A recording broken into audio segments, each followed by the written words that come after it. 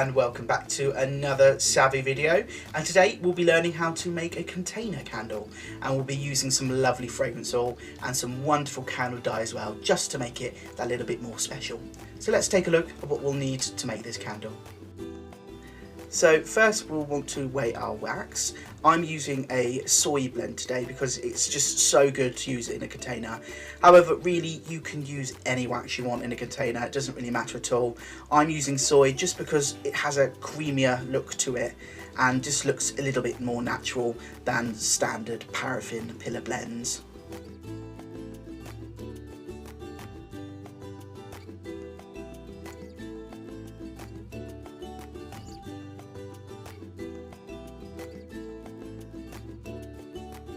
So in order to melt our wax, we'll need to make use of a water bath, just so we don't burn any of the wax. And so you just fill a couple of inches of water in a pan and pop your jug or whatever vessel you're using to melt your wax into the water bath and then on the stove. It should take about 15 minutes at the most. Okay, so now I'm going to wick our jar, and to do that I'm just going to turn it over and use a board marker just to pop a little marker where I think is roughly central on the underside of the jar. So you can see that there.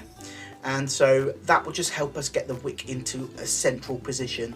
And in order to do that, I'm using just one of these pre-waxed wicks, and I'll use a bit of my glue gun just to pop a little bit on the underside of the wick stabilizer, and then push that into the dot on the inside of the jar.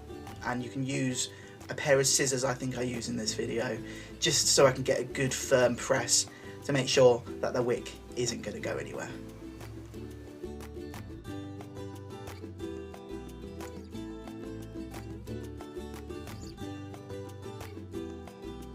So even though this wick is pre-waxed, it still has a tendency to move around when you pour. So I just use sort of a skewer made of wood, just wrap around the wick a few times, and that just keeps it in place when you come to pour the wax.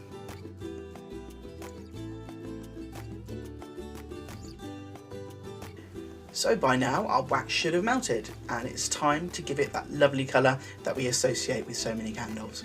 And so soy has a bit of a tendency not to colour so well. So when you come to use your dye, you might want to use a little bit more than you ordinarily would with a paraffin wax blend.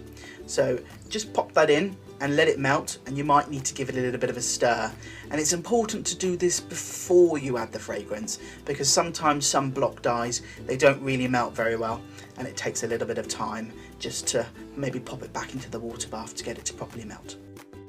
So now it is time for our fragrance oils, and today I'm using a lovely lavender fragrance oil, but you're welcome to use an essential oil if you so wish. I know roughly how much I'm using, and that's pretty much what's left in the bottle at the moment. So I'm just going to pour that in, but you're going to want to use about a ratio from between 7 and 12% of a fragrance oil, maybe a little bit less for an essential oil. So yeah, so pour that in and give it a good stir just to make sure that it is fully infused with all of the wax. So now it's time to pour our wax. You want quite a steady flow, making sure you keep all of the wax in the jar. And you want to leave a couple of inches from the top and we'll hold back a little bit of your wax, just because we'll need it later to top up our candle. So now you're going to want to leave your candle for about an hour, just to let some of the wax harden. So when wax cools and hardens, it has a tendency to contract, and that can unfortunately leave sort of what we call sinkholes in the middle of your candle, which when you come to burn them, it's not so good. It makes the burning sort of a bit unstable. So in order to combat this, I just use a wooden skewer, and I poke holes in a circle around the wick. Be careful not to disturb the wick though. You want to go straight down and make sure you don't touch the bottom of the jar. So do you remember when I told you to hold back some of the wax? Well, this is when we'll be using it. So just remelt that wax, and you want to pour into your jar, and it should sink down to those holes, filling up any of those nasty sinkholes that we really don't want. Okay, so now we just need to leave the candle to properly set. I like to just leave it overnight, but 24 hours is usually a good sort of time to leave it. So now that we've left the candle overnight, it's time to remove the skewer and trim the wick, leaving about an inch left to burn. So there we have it, a lovely candle for you to either gift or keep for yourself. It's one of those little luxuries just for you.